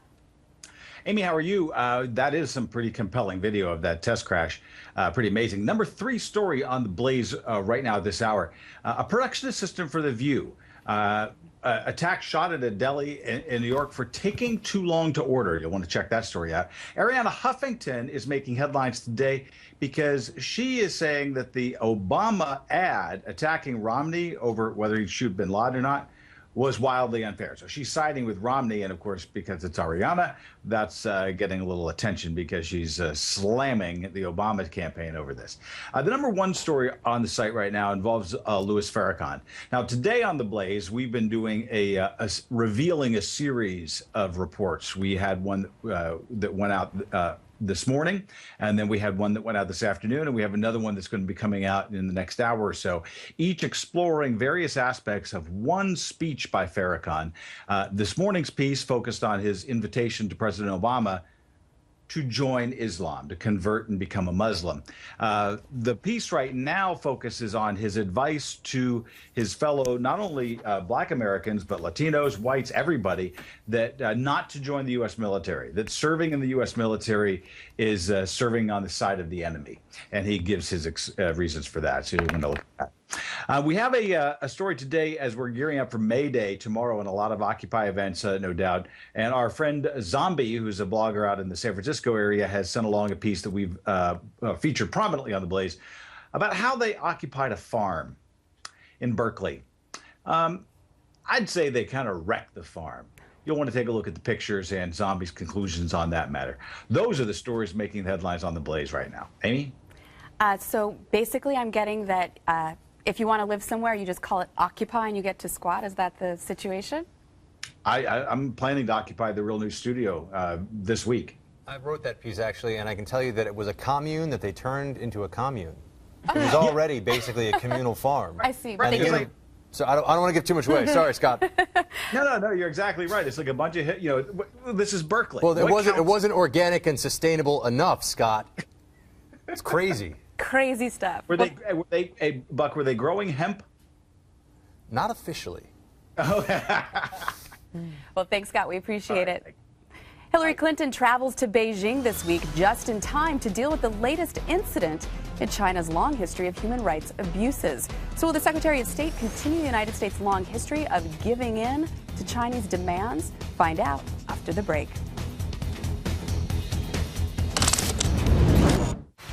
The TRS Files, True Tax Resolution Stories. My name is Gibb, and I am not an actor. As a result of my dealings with Tax Resolution Service, my tax burden to the IRS went from more than $35,000 to zero. If you owe the IRS over $20,000 or more in back taxes, have unfiled returns, or are under audit, call Tax Resolution Services now, 888-7804-TAX, or visit taxresolution.com/GBTV. Bringing a firearm into your home is one of the most important decisions you can make. If you are considering gun ownership, CheaperThanDirt.com is here to help you make a responsible and informed choice. We understand it is a personal decision how you choose to protect your family. We offer thousands of choices of firearms, ammunition, and accessories to suit your individual needs. Be responsible, be proactive, and exercise your Second Amendment right. Find us online at cheaperthandirt.com. That's cheaperthandirt.com. Food independence, emergency preparedness, self-reliance. MyPatriotSupply.com. Get our survival seed vault and feed your family from your own garden for just $37.95. Our non-hybrid heirloom seeds are genuinely American, just like you. Your survival needs and survival seeds are at MyPatriotSupply.com. MyPatriotSupply.com. Self-reliance. MyPatriotSupply.com. I live alone, so when I slipped and fell in the kitchen last month and couldn't get to a phone, that's when I knew I needed Life Alert. With just one press of this button, I'm connected to the Life Alert Center, where I can get the help I need, even when I cannot reach a phone. With Life Alert, I'm never alone. Call 1-800-996-6392 for your free Life Alert brochure. That's 1-800-996-6392. Call today. This weekend, Chinese dissident Chen Guangcheng addressed his supporters in a video posted on YouTube after fleeing house arrest last week. While his whereabouts are unknown, the embattled human rights activist is widely believed to be in the custody of American diplomats in the United States Embassy. Chen's criticism of China's policy on coerced abortions is likely to gain him sympathy around the world and especially here in the United States, but the situation nevertheless puts the United States in a precarious position. China's human rights violations have often taken a diplomatic back seat to more practical economic and financial considerations. So what happens this time? Gordon Chang is with us. He's the author of The Coming Collapse of China and a Forbes.com columnist. Let me first, however, turn to Will Kane to help us understand the stakes with this. In the news reports that I read, it was all described as a crisis of our very delicate relationship with China, not so much focusing on the human rights abuses by China. So what's going on? Well, let's revisit a few details of this story so far. So Chen Guangcheng, who's a strong opponent of China's one-child policy, and specifically the forced abortions and sterilizations involved in that, that opposition to that policy eventually landed him in jail for, I think, something a little over 4 years. But for the past 19 months, he's been under house arrest. And then for the past couple weeks, he's confined himself to, apparently, his room arrest. He has stayed in his room to convince his captors that he was sick, that he couldn't, he didn't have no strength, but apparently he did, because in the past week or so, he escaped his home confinement. He scaled a wall, apparently went from safe house to safe house, eventually driving hundreds of kilometers to Beijing, where apparently now he might be in asylum inside the U.S. Embassy. Now, I want to talk about diplomacy. I want to talk about the crisis, but I want to talk to Gordon about this first because it would be burying the lead for me not in my own personal curiosity. We've had numerous conversations about China's imminent fracturing, about the Chinese century being completely overhyped and that China is falling apart. And I want to ask you, whether or not we're talking about economic or political situations, what your opinion of that is, but I think I know, because you emailed us today and you said China is falling apart right before our eyes. Well, you got two big narratives in China right now. You have this Communist Party fracturing with the purge of Bolshevik, and then you have Chen's miraculous escape. Oh, we forgot to mention to Gordon Valley, he's blind. I was going to say, he's blind. He's blind. You said he drove. Right. No, he had people driving. But so he's blind, and this means what for China? Well, I think what's going on here is that these two stories are connected. You have Bolshevik's ally, Zhou Yongkong, sits on the Politburo Standing Committee. Really, he's the security boss of China.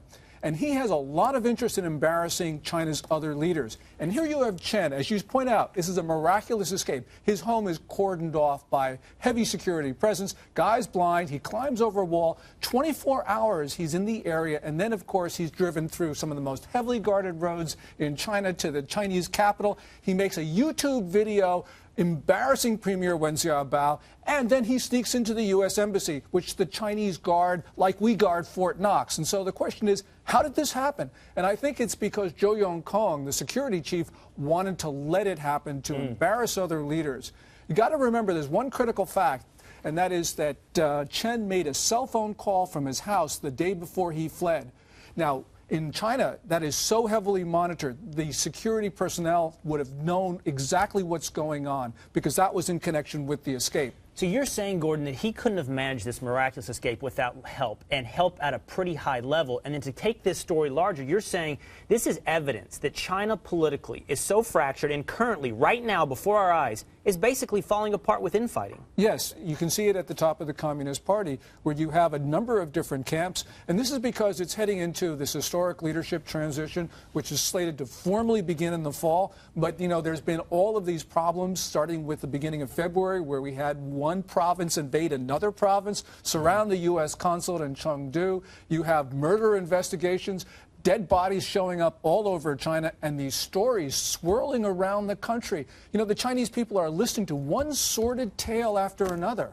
So may I ask you this? What did the security chief, what is his agenda and what is his goal in letting the blind, barefoot lawyer, you know, accomplish this miraculous escape? He wants to embarrass the leadership. Why? What does he hope is the end result? Yeah, because the leadership is trying to do Zhou Yongkong in, because he's a Bo Xilai ally. Some people say that Zhou Yongkong was involved in one of the 3 coup attempts we heard about this year. There's been a lot of difficulties between Premier Wen Jiabao and President Hu Jintao on one side and Zhou on the other. So this is really payback. And one of the things about Deng Xiaoping, one of the good things that he did, there weren't many, but one of the really good things he did was he lowered the cost of losing political struggles in China. You know, in the Maoist era, if you lost a political struggle, you sometimes lost your life. Deng sort of made it so that if you lost a political struggle, the worst is that you'd have comfortable retirement. What we've seen in the last 2-3 months is that the cost of losing a political struggle has gone way up. You know, they're going to kill Bo Xilai's wife, maybe, because she's going to be tried for murder, which is a capital offense, of course, in China. And so you have really, Bo has very little incentive to go gracefully in the night. And that's also true for his ally, Zhou Yongkong. I'm sorry, just to follow up. So let me, to clarify, is this what you see as a party collapse, or is there real ideological collapse happening as well? Well, it's not so much ideological, because both sides have bad ideology. They both believe in state-led development. They both believe in Marxist education. There are some differences, but not enough to really justify. Isn't what you're describing essentially this fight between a Bo Xilai camp and a Wen Jiabao camp, a camp between the current leader who is left and Bo Xilai who is further left? Yeah, that's probably the best way to put it. And also, this is just a political struggle, a bare-knuckles, no-hold-barred political struggle, because people want power. You know, people talk about our dysfunctional political system. That one's much worse. Is anyone safe in that fight? I mean, you're getting a sense now that this is all at the top. I mean, officials at the height of the Communist Party are vulnerable, right? Anybody could get taken down with this. I mean, that just adds to the sense of urgency and instability, right? Anybody could be taken down, and that's why Bo Xilai's chief lieutenant tried to defect to the United States, because the United States offers the only security in China. As they say, the most secure place in the Chinese capital is the American embassy. And so therefore you have not only the dissidents, but now you have Communist Party cadres and officials, high officials, trying to go to the United States because we offer some protection. How should the U.S. handle this, if I can ask? I know that's an impossible question, but what do you think they should do? Well, with Chen, we should definitely do whatever he wants. He doesn't necessarily want to leave the country, but he wants the security forces to stop brutalizing him and his wife. And so this is going to be a little bit difficult for us, but we should back him to the hilt. Because, you know, we have sometimes sort of been squidgy on human rights in China, and whenever that's happened, we have paid a price for it. So clearly we need to back him and to back our own ideals. Well, Gordon, that's what I want to ask you about. Squidgy, to say the least. I mean, Hillary Clinton's gotten in a little trouble for some things that she said on China. Remember, it was just last August that Joe Biden was over there saying, I'm not going to second-guess your one-child policy. Which was awful. I mean, it's just indefensible. So what can we do to look like we're going to take this seriously, we're going to be on their side, but that we're not capitulating? I mean, it's a tricky road, and as we've discussed, we have not always handled it well. Yeah, the one thing that we can do is we can do whatever Chen wants. We've got to remember there's a parallel situation. Right after the Tiananmen Square massacre in 1989, we took in dissident Feng Lijie into the U.S. Embassy, and we had him there for more than a year. I mean, he wanted to leave for the United States, but the Chinese wouldn't let him go. So the United States hung really, really tough, and that's what we should do this time. And you talk about Hillary Clinton. You know, in February 2009, she said, we're going to downgrade human rights. On Sunday, just yesterday, Brennan, speaking on behalf of the White House, said, we're going to balance human rights in connection with the Chen matter. You know, We had so many problems following Clinton's statement with China going on a bender. You know, we don't need that again. And you would think that the White House would have learned the first time. Right. Well, let me ask you, sorry to interrupt, looking at the New York Times piece, kind of following on the SC's question here, it's described over and over as a diplomatic crisis, undermining our efforts, again, containing the crisis. Is this not, from what you've described, possibly an opportunity if you have these factions fighting one another? Oh, absolutely. You know, it is a crisis, but it's not our crisis. It's China's crisis. It's actually the Communist Party's crisis. And so, you know, if these talks that are going to start on Thursday get derailed, well, big deal. They've been going on since 2006, these strategic and economic dialogue talks. You know, we send over a plane load of officials and you know, nothing gets done. You know, we talk to them, the Chinese talk to us, and they don't change behavior. So if these talks get derailed, well, big deal. Well, we're saying, you know, in the State Department, they're saying, oh my gosh, you know, that type of thing. And just, you know, we need to sort of step back and think, well, if at the end of the day we have problems with China, so be it, because this is the nature of the regime. Reagan was right when he said that the natures of regimes matter. And in China, they abuse human rights at home for the same reason that they're such a bad actor in the international system. And so we need to take that into account and understand it. One of the questions I have, my little red book here. I'm very glad you brought this up. Oh, yeah. Up. Well, it seems that you have some party leaders that are still Maoists, except they really like what capitalism has to offer. The problem is they don't like the fact that everybody in China likes what capitalism has to offer. You have this internal struggle with what seems like one-party rule, but like the Bolsheviks and the Mensheviks. The problem is socialism's for the people, not the socialists. They don't like the idea they can't contain things anymore, and it seems the more it gets harder to contain the population, the more the human rights issue becomes a flare-up, because they've got to crack down even harder while indulging in the things they're telling the people they can't have. You know, and you point out something really important, and that is that nothing could be more destabilizing to the regime than have this blind guy do all these miraculous things, because it shows the Chinese people that the party is no longer functioning. And yet you have probably one party leader engineered this, because this has really got to be, you know, a point where anything can happen, because these guys are fighting, and there's just no holds barred, and that's really a problem, because you got these guys in Beijing. They're worth hundreds of millions of dollars apiece. They are arrogant. They have no need to compromise, they feel, and so this is the reason why the fighting is getting so divisive and so disruptive, and why the Communist Party is no longer able to govern this country. You're going to see it in the next couple of months, the failures of governance. So, Gordon, if this situation is not a crisis, as you just described, it's actually an opportunity, and it's a chance for us to finally show some strength. And you've told us at this table numerous times the Chinese respond to strength. Right. What is the end result? You have an administration or regime that's beginning to fracture. You have an opportunity now to show strength. And what do we accomplish with that show of strength? Well, we have to stand for not only our ideals, but also for those things that we want. We want the Chinese to stop supporting North Korea and Iran and to do a number of other things. Well, now's the time where we don't make the compromises that we normally do, going back to Amy's question. And I think that we need to show to the Chinese, look, your political system stinks, and we need to start saying that in public. We need to start saying those things that Reagan said. Because remember, Soviet citizens were not surprised that, you know, their system was really bad, but they were really surprised that there was a foreign leader willing to say it in public out loud. We need President Obama to say those things that Reagan did, because China threatens us, and we need to be honest about that, because we can't defend ourselves unless we're willing to have honest conversations with the Chinese in public. And we need you to go to the White House and tell this to our president. Gordon, such a pleasure as always. Thanks for joining us. Thank you. All right.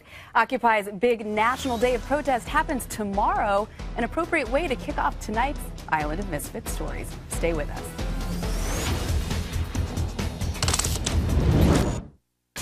So what did we learn today? I am standing in the largest toy fair in the Western Hemisphere. The coolest toys on the planet. This is gonna be good because it's treat time. Whoa, it is crazy in here. This bus is packed with students learning all about cell biology and getting really excited. Today, Lou is gonna open up your brain. And this is where your emotions live. The words and the language on the left, creativity and the music and the art on the right. I've been to 301 countries and territories. Youngest American to ever travel to every single nation on the globe. Do not try what you're about to see at home. All right, Raj, we're going to be dealing with the pendulum of the flying trapeze. Time to fly. Hook them on the bar, get them hooked.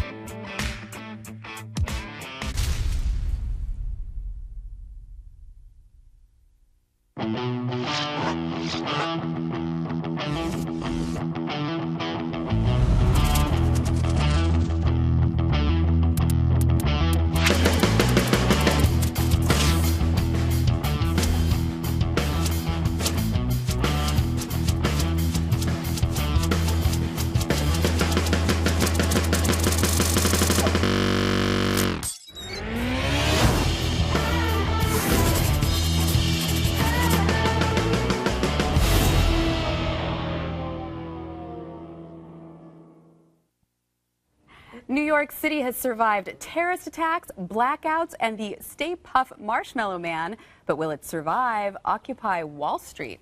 That's up first in tonight's Island of Misfit Stories. So, Buck, tomorrow, are you going to be diving in head first? I'm not sure about diving in head first, but I will be walking around covering as much of the Occupy melee as I can.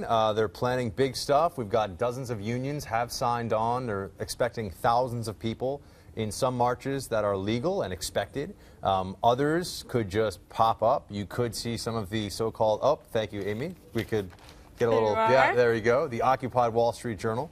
And yeah, I think it's going to be a really pretty wild day tomorrow. I think that you might see some stuff going into the night that turns into mass arrests, a lot of people screaming, all sorts of police stuff going on, and I would prepare for a long morning commute, possibly. Oh, my. That really? Oh, very possibly, yes. That's what they're saying. A bridge or a tunnel may get shut down, and as we know, there's really no way to get into Manhattan otherwise, so that would be very tough. So is this going to be like the Woodstock of our generation? Like, were you there for Occupy May Day? No, but this will be, no.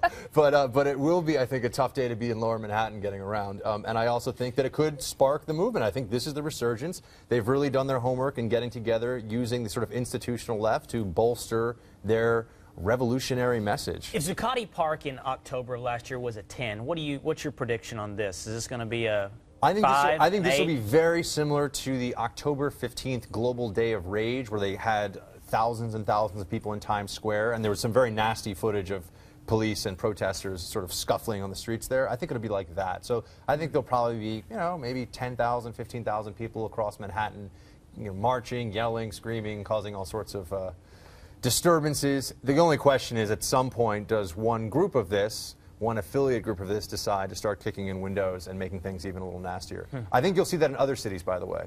Oh. Seattle, San Francisco, maybe. So anyway, we'll see. Live stuff tomorrow. We'll be tweeting it out. All right, I see you looked very skeptical as you were listening to that. Scared, not skeptical, scared.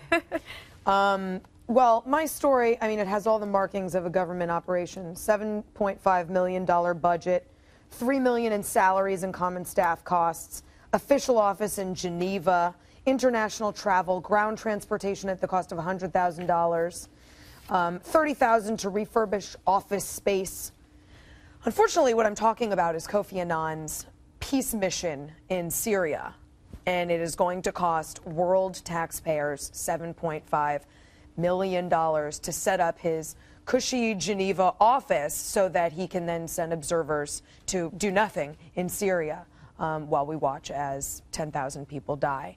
I think it's really one more level, just one more level of you know, disturbing revelations that have come one after another over the course of this story as it's unraveled. They might as well really watch sad. from 42nd Street here, because that's how effective they're going to be. They might as well just stay here. And What is the difference between being located out of UN headquarters in New York City or Geneva?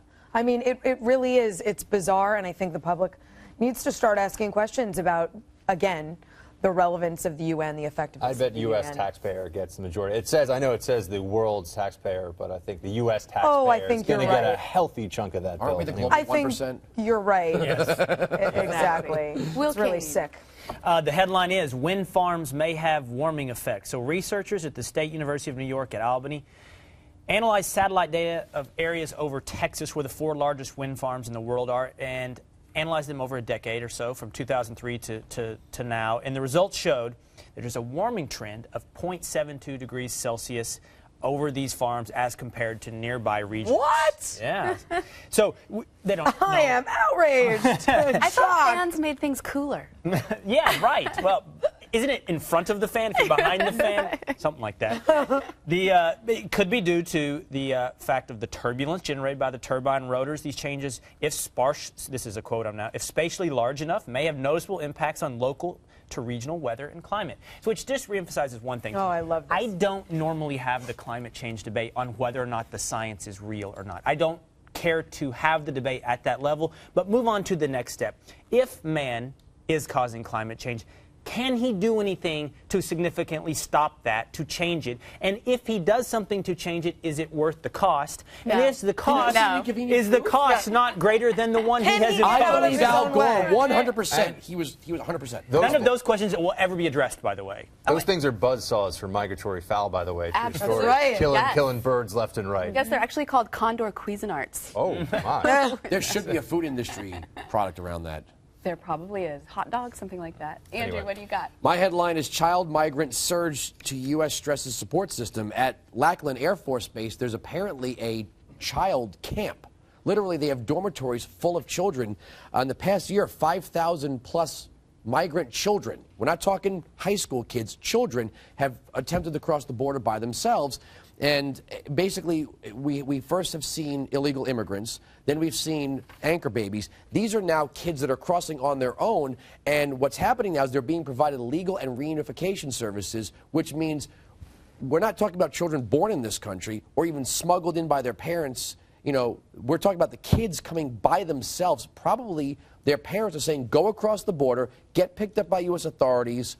They'll take care of you. What are they going to do to you? Yeah, they're not what are going they to hurt what are you. they going to do to you? And if, you know, the images on TV would be horrific. It was like, you know, little kids being taken out by the Border Patrol and stuff. It just it's at some point we have to stop kissing Mexico's rear end and tell them to start getting it together on the border. Stop blaming us for the guns coming south and start. Now we're talking about children. Start doing something about little kids crossing out of your. Terrible. So dangerous for these little kids to be doing this. Awful. All right. Well, my story to end the evening is the interesting new factoid that Obama has held more re-election fundraisers than the previous 5 presidents combined as he visits key swing states. So I guess my question to the table is it official? Do we accept that the presidency is a permanent campaign? That you only govern for 2 years. Well, I think it's official. I don't think we accept it. Do we I think it's accept it? official Like, at where's this the point that media it is. scrutiny of this? More fundraisers than all 5 presidents combined. Having covered the 2008 campaign, I got to tell you, it felt like 2012 began the next day. Did it? When 2008 ended, I felt like I was covering 2012 the very next day. I mean, it just picked up. There was no break. It has been the longest campaign season, I think. And round of golf. I think it would be. I was going to say. I think it would be a petty criticism to make, except the media made it against Bush so much. Are we at 98 rounds of golf? I think it's 98 for the first term. What would an Obama presidency look like with no worry of re-election? We'll see. That's the scary thought. All right. Well, that's it for us. We'll see you right back here tomorrow night. Real News is up next. Nope. We're done. We're done. Going home.